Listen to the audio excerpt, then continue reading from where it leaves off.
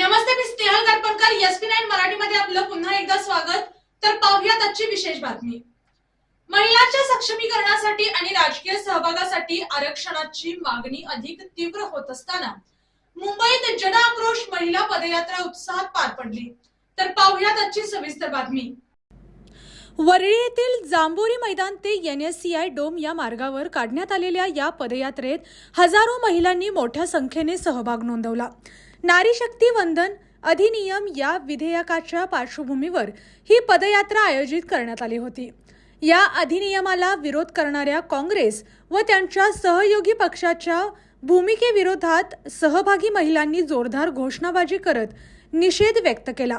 महिलांच्या हक्कांकडे दुर्लक्ष केल्याचा आरोप करत सरकारच्या निर्णयांना पाठिंबा दर्शवण्यात आला.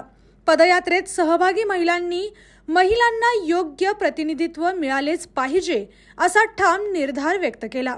ही पदयात्रा केवळ निषेधापुरती मर्यादित न राहता महिलांच्या सन्मान, अधिकार आणि सशक्तीकरणासाठी एकजुटीचे प्रभावी दर्शन घडवणारी ठरली. अशाच जिल्ह्यातील, राज्यातील व राष्ट्रीय स्तरावरील ताज्या बातम्या पाहण्यासाठी पाहत रहा SP9 मराठी न्यूज चॅनेल. या चॅनेलच्या माध्यमातून विविध क्षेत्रात उल्लेखनीय कार्य करणाऱ्या मान्यवरांच्या प्रेरणादायी मुलाखती तसेच महत्त्वाची माहिती आणि घडामोडी आपल्यापर्यंत पोहोचवल्या जातील. अशा नवीन बातम्या आणि माहिती मिळवण्यासाठी चॅनलला लाईक करा, शेअर करा आणि हो, सबस्क्राइब करायला विसरू नका.